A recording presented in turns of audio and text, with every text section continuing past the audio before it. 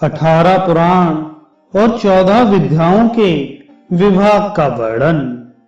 श्री पराशर जी बोले, हे द्विजोत्तम, तदनंतर पुराणार्थ विशारद व्यास जी ने आख्यान, उपाख्यान, गाथा और कल्प शुद्धि के सहित पुराण संहिता की रचना की। रोमहर्षण सूत व्यास जी के प्रसिद्ध शिष्य थे। महामती व्यास जी ने उन्हें पुराण संहिता का अध्ययन कराया। उन सूत जी के सुमति, अग्निवर्चा, मित्रायु, शांसपायन, अकृतव्रण और सारवर्णी ये 6 शिष्य थे। काश्यप गोत्रीय अकृतव्रण, सावर्णी और शांसपायन ये तीनों संहिता करता हैं। उन तीनों संहिताओं की आधार एक रोमहर्षण जी की संहिता है। हे मुनि, इन चारों संहिताओं की सारभूत मैंने यह विष्णु पुराण संहिता बनाई है। पुराणज्ञ पुरुष कुल 18 पुराण बतलाते हैं। उन सब में प्राचीनतम ब्रह्मा पुराण है।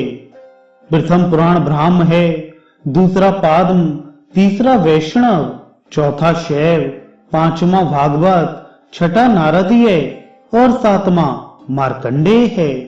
इसी प्रकार 8वां आग्नेय, 9वां भविष्यत, 10वां ब्रह्म वैवर्त और 11वां पुराण लिंग कहा जाता है तथा 12वां वराह, 13वां स्कंद, 14वां वामन, 15वां कौर्म तथा इनके पश्चात मत्स्य, गारुण और ब्रह्मांड पुराण हैं।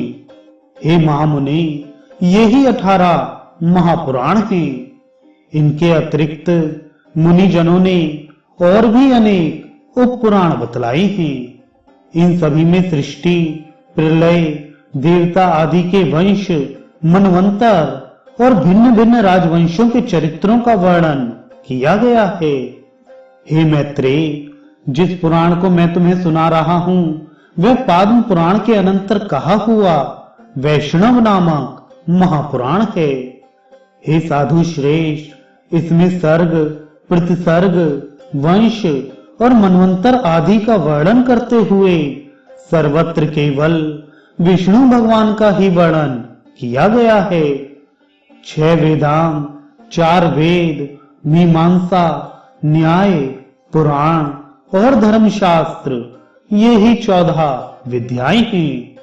इन्हीं में से आयुर्वेद, धनुर्वेद और गांधर्व इन तीनों को तथा चौथे अर्थशास्त्र को मिला देने से कुल 18 विद्या हो जाती हैं। ऋषियों के 3 भेद हैं। प्रथम ब्रह्म ऋषि, द्वितीय देव ऋषि और फिर राज ऋषि। इस प्रकार मैंने तुमसे वेदों की शाखा, शाखाओं के भेद, उनके रचयिता तथा शाखा भेद के कारणों का भी वर्णन कर दिया। इसी प्रकार समस्त मनवंतरों में एक से शाखा भेद रहते हैं। हे द्विज, प्रजापति ब्रह्मा जी से प्रकट होने वाली श्रुति तो नित्य है, ये तो उसके विकल्प मात्र हैं। हे मैत्रेय, वेद के संबंध में तुमने मुझसे जो कुछ पूछा था वह मैंने सुना दिया। अब और क्या कहूं।